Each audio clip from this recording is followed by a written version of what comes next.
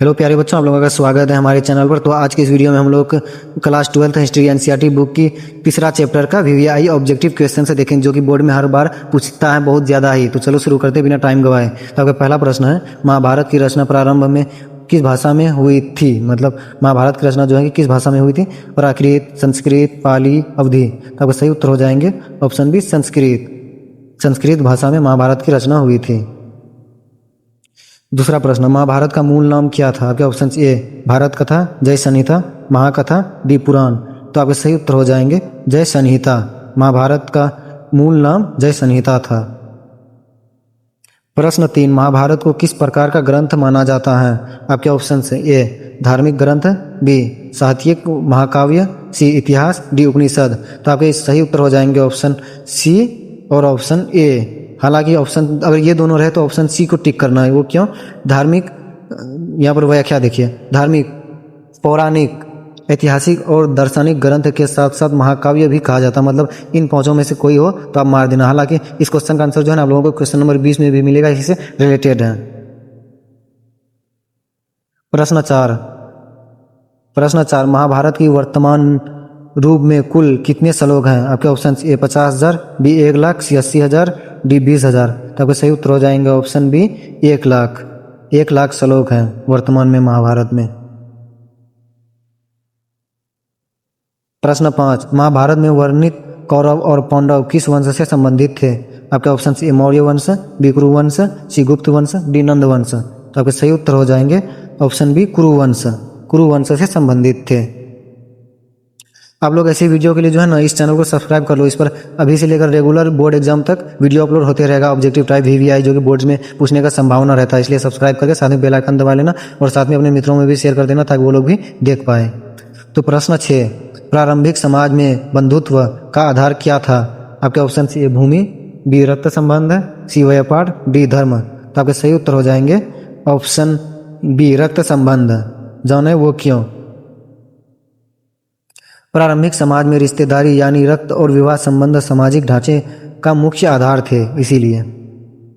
प्रश्न 7, प्रारंभिक समाज में किस वर्ग को सर्वोच्च स्थान दिया गया? आपके ऑप्शन ए क्षत्रिय, बी शूद्र, सी ब्राह्मण, डी वैश्य। तो आपके सही उत्तर हो जाएंगे ब्राह्मण। ब्राह्मण को प्रारंभिक समाज में मतलब सर्वोच्च स्थान दिया था। प्रश्न 8, वर्ण व्यवस्था का आधार क्या था? आपके ऑप्शन ए जाति, बी जन्म, सी गुना और कर्म, डी धन। तो आपके सही उत्तर हो जाएंगे ऑप्शन बी जन्म। मतलब कि वर्ण व्यवस्था का आधार जो है कि जन्म था, क्योंकि जन्म जिस धर्म में होता था उसी तरह से न वर्ण व्यवस्था किया जाएगा उसका, इसीलिए। प्रश्न 9, शूद्रों का मुख्य कार्य क्या माना जाता था? आपके ऑप्शन ए शासन करना, बी व्यापार करना, सी कृषि और सेवा करना, डी यज्ञ करना। तो आपका सही उत्तर हो जाएंगे ऑप्शन सी कृषि और सेवा करना शूद्रों का यही कार्य था। प्रश्न 10, गोत्र किससे संबंधित है? आपके ऑप्शन ए भूमि व्यवस्था, बी विवाह संबंध, सी व्यवसाय, डी युद्ध। तो आपका सही उत्तर हो जाएंगे ऑप्शन बी विवाह संबंध से गोत्र संबंधित है। प्रश्न 11, महाभारत की रचना किस काल से मानी जाती है? आपके ऑप्शन ए वैदिक काल, बी गुप्त काल, सी मौर्य काल, डी उत्तर वैदिक काल। तो आपका सही उत्तर हो जाएंगे ऑप्शन डी उत्तर वैदिक काल से महाभारत की रचना मानी जाती है। प्रश्न 12, महाभारत का संपादन किसे माना जाता है? आपके ऑप्शन है ए तुलसीदास, बी व्यास, सी वाल्मीकि, डी पाणिनि। तो आपका सही उत्तर हो जाएंगे ऑप्शन बी व्यास। व्यास को माना जाता है संपादन महाभारत का। महाभारत का संपादन और लेखन परंपरा के अनुसार महर्षि व्यास से जुड़ा हुआ है, इसलिए व्यास को माना जाता है। प्रश्न 13, जाति व्यवस्था के कठोर होने का मुख्य कारण क्या था? आपके ऑप्शन से कृषि विकास, व्यापार, धार्मिक मान्यताएं, युद्ध। तो आपके सही उत्तर हो जाएंगे धार्मिक मान्यताएं, इसीलिए। अब वह क्या देखिए, धर्मशास्त्रों और स्मृतियों ने जाति व्यवस्था को कठोर और जन्म आधारित बना दिया था, इसीलिए।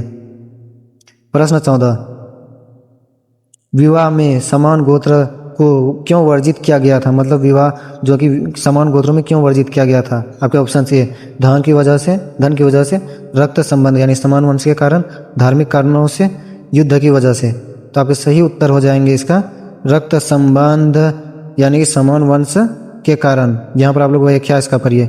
एक ही गोत्र के लोग समान पूर्वज माने जाते थे, इसलिए आपस में विवाह वर्जित था। वर्जित था का मतलब मना कर दिया था कि आपस में विवाह नहीं कर सकता, जैसे कि वो एक ही पूर्वज से होते, उस रिलेशन में कोई भाई लगेंगे, बहन लगेंगे, इसलिए इस तरह का विवाह को वर्जित कर दिया था कि नहीं करना चाहिए। प्रश्न 15, किस ग्रंथ में वर्ण व्यवस्था और जाति संबंधी नियम मिलते हैं? आपके ऑप्शन है अर्थशास्त्र, मनुस्मृति, रामचरितमानस, उपनिषद। तो आपके सही उत्तर हो जाएंगे मनुस्मृति। आप यहाँ वह क्या देख सकते हैं, मनुस्मृति में जाति व्यवस्था, स्त्रियों की स्थिति और समाज के लिए विस्तृत नियम दिए गए हैं, इसीलिए। प्रश्न 16, किस वर्ग को यज्ञ और शिक्षा का अधिकार नहीं था? आपके ऑप्शन ए ब्राह्मण, बी क्षत्रिय, सी वैश्य, डी शूद्र। तो आपका सही उत्तर हो जाएंगे ऑप्शन डी शूद्र। शूद्र वर्ग के लोगों को शिक्षा और यज्ञ का अधिकार नहीं था। प्रश्न 17, महाभारत में वर्णित युद्ध किस स्थान पर हुआ था? आपके ऑप्शन से पाटलिपुत्र, बी काशी, सी कुरुक्षेत्र, डी मथुरा। तो आपके सही उत्तर हो जाएंगे ऑप्शन सी कुरुक्षेत्र, मतलब कुरुक्षेत्र के मैदान पर भूमि पर महाभारत का युद्ध हुआ था। प्रश्न 18, किस वर्ग को युद्ध और शासन का कार्य सौंपा गया था? आपके ऑप्शन से ब्राह्मण, बी क्षत्रिय, सी वैश्य, डी शूद्र। तो आपका सही उत्तर हो जाएंगे ऑप्शन बी क्षत्रिय को सौंपा गया था।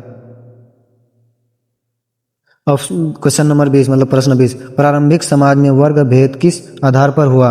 आपके ऑप्शन ए शक्ति और व्यवसाय, बी शिक्षा, सी जन्म, डी धन। तो आपके सही उत्तर हो जाएंगे ऑप्शन ए शक्ति और व्यवसाय। अब इसका व्याख्या भी यहाँ पर देख सकते हैं। शुरुआत में वर्ग भेद कर्म और पेशे के आधार पर था, बाद में यह जन्म आधारित हो गया था, मतलब शुरुआत में शक्ति और व्यवसाय से ही था।